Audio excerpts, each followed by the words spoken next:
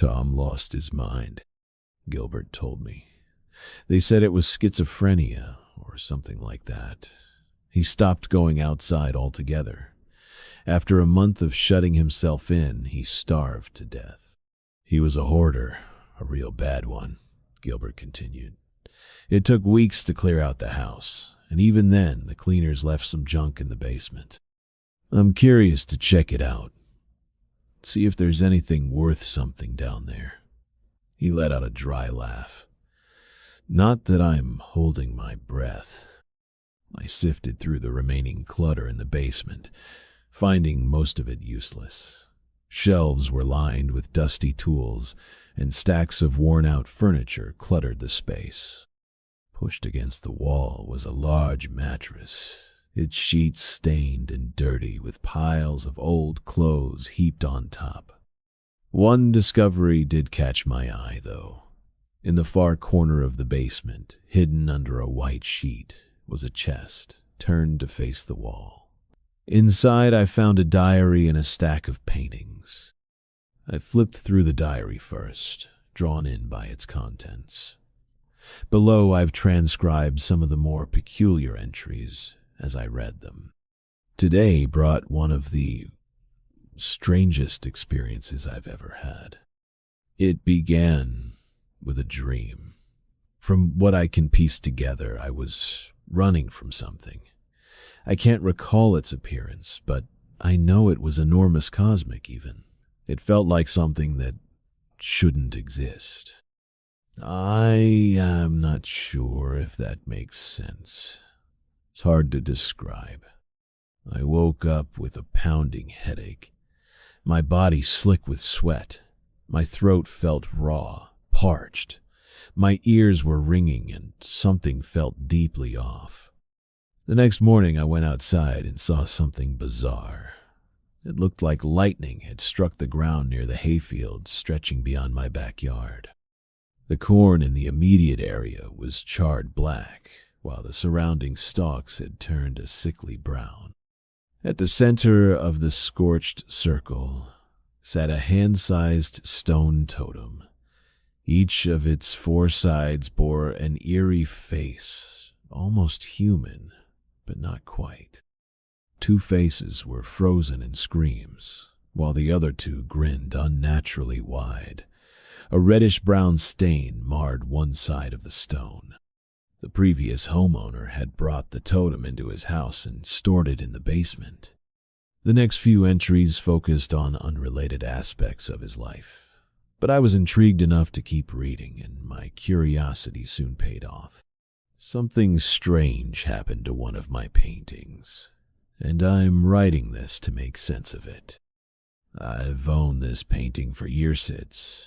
Been here since before my parents moved in. It's one of those things you live with for so long you stop noticing it. But now, whenever I'm in the room with it, I swear I can feel it watching me. He described the painting. An old man seated at a table, a walking stick in one hand, the other holding spectacles to his eyes. When Tom examined it closely, he noticed it had changed. The man looks different. No, he looks terrified. There's a tall, shadowy figure behind him, barely visible in the darkness, but it's definitely there. A few days later, I took it down and stored it in the basement. That's when I noticed the idol had fallen off its shelf and shattered into pieces. The idol no longer felt malicious, as it had when I first found it, but the sense of unease hasn't left it still here. I returned to the basement to check on the idol's remains and the watercolor painting. I'd previously felt uneasy around the portrait of the old man, but that feeling has vanished. The painting looks normal again, just an old man gazing at the viewer, lost in thought. But upstairs I have other portraits hanging around the house. One depicts a small waterfall in a forest. Now, out of the corner of my eye, I swear I see something staring at me from between two trees in the painting. I thought it was my imagination, but when I gave in to my paranoia and looked closer, I realized it wasn't.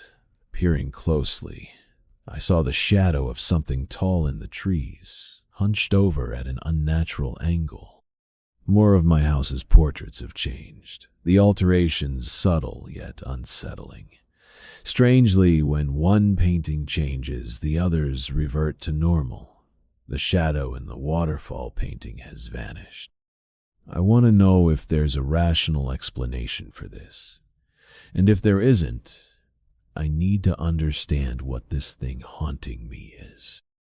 I've decided it's best to dispose of the idol's remains. I can't stress enough how unsettling it is to share a house with this thing possessing my paintings, which must be tied to the fetish somehow. I can't stand being around the paintings once they've changed. They're bearable after they revert, but when a painting exhibits these visual anomalies, it feels not just alive, but hostile. I genuinely feel like the thing in the paintings hates me. I'm not particularly superstitious, but I'd be foolish to deny the evil emanating from the idol I found. Disposing of the idol didn't work. Getting rid of the affected paintings didn't either. It keeps moving to other portraits throughout the house. The latest one it inhabited is a landscape of a quaint 1930s neighborhood. Something stares out at me through one window, a hazy blur in the gray glass. I took it down and stored it with the others. The following entries detailed how it shifted from one image to another. Tom developed a phobia of portraits, avoiding them obsessively, even locking every painting he owned in the basement. His entries grew increasingly incoherent, painting a heartbreaking picture of a lonely, depressed man who desperately needed help but didn't know how to find it. The final entries were nearly incomprehensible, the ramblings of someone unhinged. I wasn't surprised, given Gilbert's mention of Tom's multiple mental health diagnoses in the years before his death. Tom obsessively searched his house for paintings, claiming new ones appeared on his walls every few weeks. Checking for them became a daily ritual, driven by his belief that something terrible would happen if the wraith, as he called it, was left outside the basement too long. The readable portion of the journal ended there, the remaining entries too chaotic to decipher. I brought the journal upstairs and examined the paintings. They matched the ones Tom described. At the bottom of the pile was a depiction of gaunt World War II soldiers trudging across a battered battlefield, their faces pale, eyes haunted with fear. The painting unnerved me in a way I couldn't explain. The longer I looked, the more the soldiers' expressions seemed to twist into madness. Mirroring the unease, Tom described a growing dread that made it hard to look at for long. I immediately took a photo of the war portrait on my phone. Tom had done the same and noted a curious observation. The painting's effects didn't extend to photographs, no matter how many he took. He was right. In the photo, the soldiers' faces appeared grim rather than haunted, and the soldier at the back of the procession wasn't wearing the deranged grin he had in the original. I took several more photos, unable to believe it, but they all showed the same difference. At a housewarming party, I showed the war portrait to friends. They shared my discomfort, some feeling the dread immediately, others succumbing to it over time. When I showed them the photos, they confirmed the differences were real, praising my photo editing skills. I had to clarify that I hadn't edited anything, proving it by taking another photo.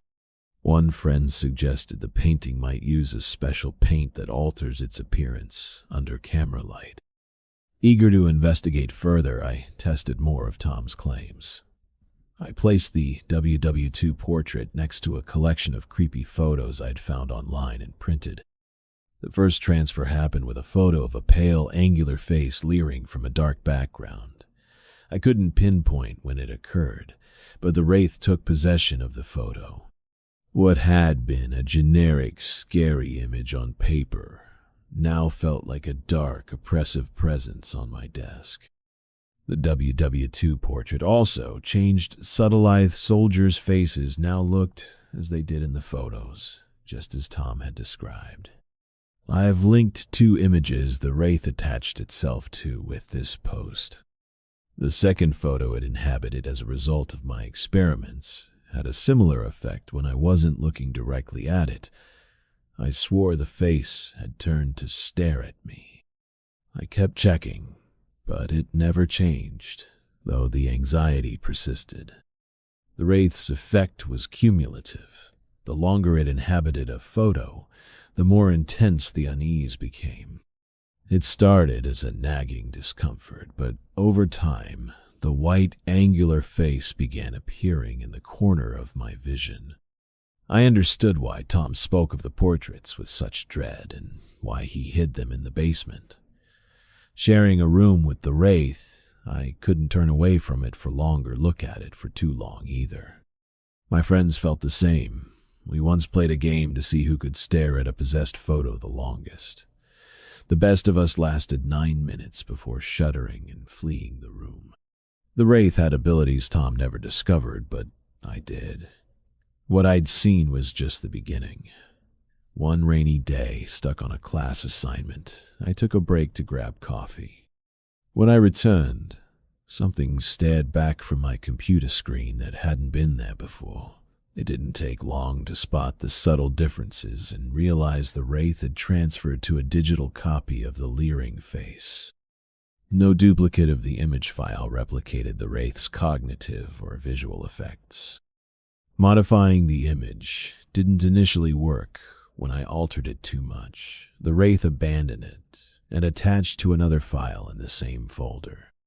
I placed a new image in a parent directory, deleted the possessed one, and waited.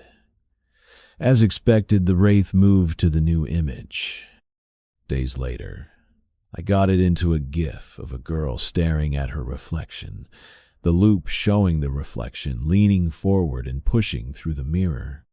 The Wraith added a second to the end, showing the reflection melting through the glass and reaching for the girl. Each playback seemed to change the GIF slightly, intensifying the dread. The GIF would appear unprompted, stuck in its endless loop, filling me with unease while using my computera fear I couldn't shake despite its absurdity. After watching a slasher flick, I tested if the Wraith would interact with it. The possessed version had noticeable changes. Murder scenes were more graphic and prolonged, and the movie ended with a 10-second shot of the killer staring blankly into the camera, silent. On a second viewing, more characters paused, fell silent, and stared at the screen like the killer had. Each watch brought further mutation scenes glitched, and subtitles became a jumbled mess of unreadable characters. My friends, unable to explain what they saw, were convinced the Wraith was real, though I wasn't sure myself. We weren't scared, we were fascinated. During a discussion, George suggested an intriguing idea. Our group, George, me, Nick, Hayden, and Matthew, was working on a horror game, a passion project from our first year of college. The Wraith can inhabit all kinds of media, George said, leaning in. What if it could inhabit a video game? At his urging, I moved the possessed movie file into the game folder. When that didn't work, I deleted the file, and the Wraith reattached to a texture file within the game. Our game was an exploration of a vast, liminal landscape with little story, just wandering through an eerie world inspired by games like Silent Hill and Active World. Though little changed tangibly, playing it felt entirely different. There was an unshakable sense that something was in the game with us, something that didn't belong. George was thrilled, convinced we could incorporate the Wraith into all copies of the game for release, believing it could become one of the most successful indie horror titles ever. I pointed out the issue. Only one copy could be haunted, and streaming or recording didn't capture the effect. George suggested duplicating the wraith using a special program. Though skeptical, I transferred the file onto a USB drive for him, his excitement infectious.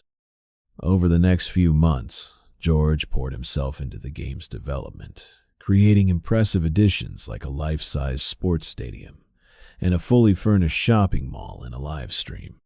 He aimed for a unique experience with a procedurally generated world, an ambitious goal he was determined to achieve. While his progress was remarkable, we were more interested in the wraith. George admitted he was struggling to control it, was jumping between game files too quickly to track. He assured us he'd manage it with time. George was a binge worker, often procrastinating or working feverishly, so we weren't initially worried when he looked exhausted in classes. But concern grew when he started skipping classes, missing exams, and even a family reunion, according to Nick. We reached out, and George admitted his insomnia had returned. He downplayed it, promising to see a doctor, and 2 weeks later he shared a new milestone. The Stalker, a physical manifestation of the wraith's lurking presence, appearing after a set time in-game. We were annoyed he'd made such a major change without consulting us, but as lead developer and the only one currently working on the game, he had the final say. In a 2-hour live stream, George roamed the game's empty landscapes, searching for the Stalker while we watched. For the first 30 minutes, he explored a metropolis with stone-still figures and windows of towering buildings, and a town square with a massive fountain shrouded in dense mist. The game's eerie atmosphere was lightened by our banter, but George grew increasingly silent, barely responding to our attempts at conversation, his irritability growing. "I think I see it," George suddenly announced. I saw nothing, nor did the other viewers. His avatar had stopped, staring toward a hill where a lone skyscraper rose. After a minute of silence, he said, "I keep walking toward this thing, but it doesn't seem like I'm getting any closer. It has turned around, I think." His avatar hadn't moved since he'd spotted the Stalker. Another pause. "You see it, don't you?" We all confirmed we saw nothing. "I see its face. Bloody hell, there's something wrong with it. It's..." The live stream continued, his avatar staring into the gray gloom, but we heard nothing more from him. After a day without contact, I visited George's place. He laughed off his behavior, saying he'd felt sick and taken a break, denying any odd actions during the live stream. He claimed no memory of this Stalker or how the stream ended. After this, George's decline accelerated, his insomnia worsened. He nodded off in classes and stared blankly into space, detached from the world. George had started a game dev blog to update the game's small fan base. It became his primary way of communicating. His posts grew concerning, "I'm sorry for the delays in releasing the alpha. Development has been complicated by bugs and personal issues. Many of you have asked, who was the Stalker? I've been thinking about whether to leave it a mystery or give it a backstory for players to uncover. I'd appreciate your input. I'm planning an update to the demo to showcase new additions and need playtesters. Tell me you hate the game if you want. I just want honest feedback. I had a dream last night. I was wandering in circles in a city, then realized I was inside the game. The Stalker was there, removing its face like a mask. What I saw beneath terrified me enough to run, but all I recall is a haze. I ran until I couldn't, and when I looked back, the Stalker was gone. Then I was back where I started, walking again, unable to control my actions, as often happens in dreams. Later, I reached the tall building where I first saw the Stalker. and the cycle repeated. Its face revealed something horrifying each time, though I can't recall what. The dream lasted far too long, longer than any I've had. When I woke, I felt as exhausted as if I hadn't slept. I have these dreams every night now. They feel too real and last so long that I wake feeling unrested. I can't focus during the day, always maddeningly tired. I never knew you could crave sleep so desperately, yet struggle to get any. Sleeping pills don't work anymore, but I take them anyway. I'm too dependent to stop, and they dull the exhaustion briefly. Weeks passed before his final post, with a few possibly deleted entries I couldn't recover. Hi everyone. I need to focus on my mental health and will pause game development for now. I'm sorry to those expecting a release soon. I can't say when an alpha will come or if I'll ever return to this project. For anyone still here, this is goodbye for now. We'd finally convinced George to take his issues seriously, persuading him to see a new doctor for his sleep problems. He returned with a new prescription and admitted his obsession with the game, agreeing to step away. He was still in rough shape, but had taken steps toward recovery. I made a grave mistake then. Not realizing its impact, I let George keep the possessed copy of the game. As long as the wraith remained in his life, it would never release its hold. That oversight cost George everything. Days after our last talk, George was found dead in his apartment. The doctors said a seizure caused apnea, leading to his sudden death. His mother found him, a scene that must have been traumatic. George on the floor, the room dark except for the flickering light of his computer, locked on the game world, his body spread-eagled, face turned aside, one arm dislocated. Not long ago, we'd been at George's place, laughing over pizzas and drinks, playing a silly game he'd made for a game jam. The George I knew was a different person from the gaunt, hollow figure at the funeral. The game was abandoned, and though we started a new project, it lacked the passion George brought, and we soon let it go. The wraith remained in an unidentified file on George's computer, untouched for nearly a year as his home sat undisturbed. His mother eventually decided to clean the apartment, asking if we wanted any of his belongings. After deliberation, I volunteered to retrieve the computer with the possessed game. We replayed it to confirm the wraith was still there, then debated what to do. Disposing of it risked the wraith transferring to another conduit and targeting someone else, possibly one of us. We opted to seal it away, hoping isolation would keep it dormant, as it had been before I moved into the house. Nick rented a storage unit, and we locked the computer's hard drive in a safe box, hoping never to see it again. For a couple of years, it worked.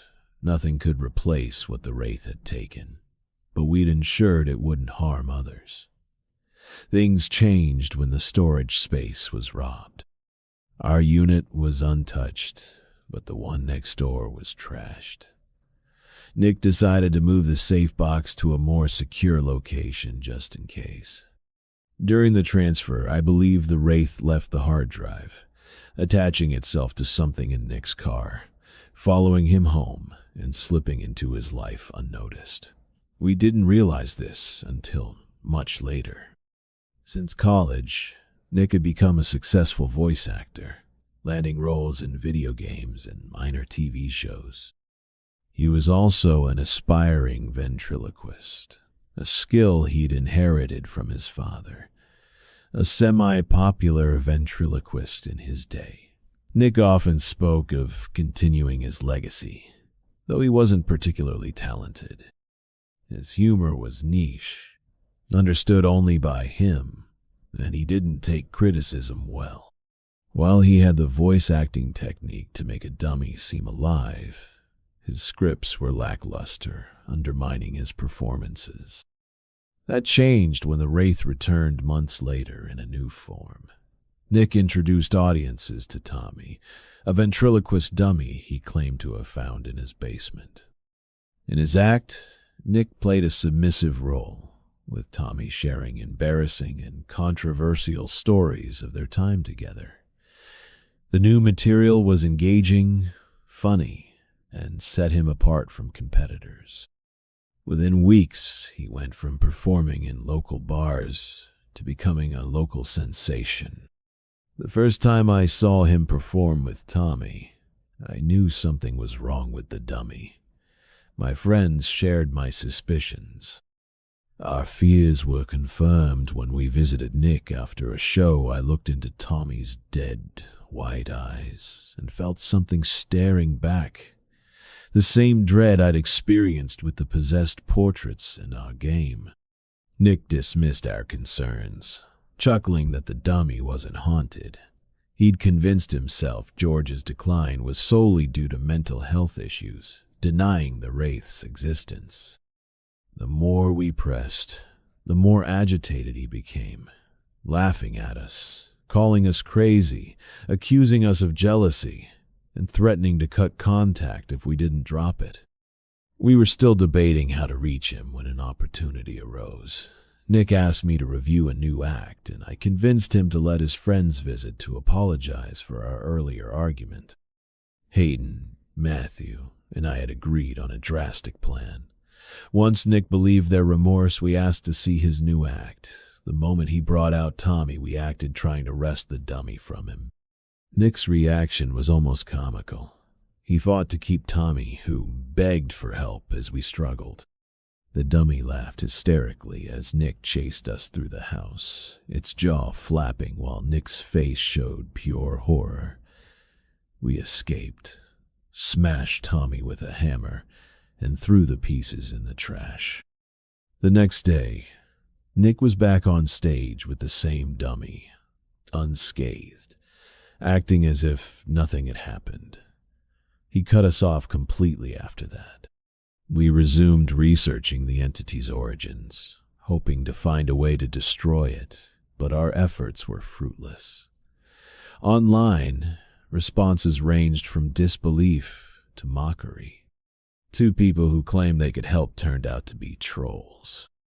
The Wraith was manipulating Nick, I suspected, giving him fame and success he'd never known, making him dependent on Tommy, who became essential to his performances. Nick's acts grew increasingly disturbing and provocative. I attended sporadically, still hoping to reach him, but they were hard to watch. He knew uncanny details about audience members, often leaving them uncomfortable or offended, though others found his abilities entertaining, becoming devoted fans. As the Wraith's hold tightened, Nick began speaking to Tommy outside performances, a habit first noticed by his family and later by everyone. He carried the dummy everywhere. His brother said he never saw Nick without it. It became a constant companion, an extension of him. This behavior damaged his reputation, but by then, he'd amassed a loyal following who embraced his eccentricity. The Wraith granted him the success he'd dreamed of since childhood, but at a terrible cost. We never found a way to save Nick. He was last seen at a strange venue called the Grand Circus of Mysteries, where he was a star performer before vanishing after a particularly unsettling act. The dummy disappeared with him, but I knew the entity inside it was still out there. I lost track of the Wraith for a while, assuming it had moved on to haunt someone else. I wanted nothing more to do with it. My remaining friends moved away, and we drifted apart, each of us feeling responsible for failing Nick. Our shared guilt a painful reminder. It was better to move on separately. Years later, I was watching the news when the anchor reported a sinkhole in a desolate stretch of plains near my hometown, describing it as a black void that absorbed all light. Curious, I visited the site days later. Half the town had already been to see it. I approached the edge, peering into the depths. and felt something staring back. I fell into a trance, as if falling into the darkness, the world around me fading. My wife, who'd come with me, said I stood there for over a minute, swaying, staring down. She had to slap me several times to snap me out of it. I was leaning so far over she thought I'd fall. I've kept tabs on the sinkholes since. I heard a group of kids dared someone named Jeff to go inside shortly after my visit. He reappeared days later, with no memory of his absence. 10 years later, I saw an older Jeff on the news, prompting me to finally share this story. I suspect the wraith has moved on from him, perhaps returning to the sinkhole or attaching to a new conduit. Wherever it is, I'm certain it's searching for its next victim. Stay safe out there.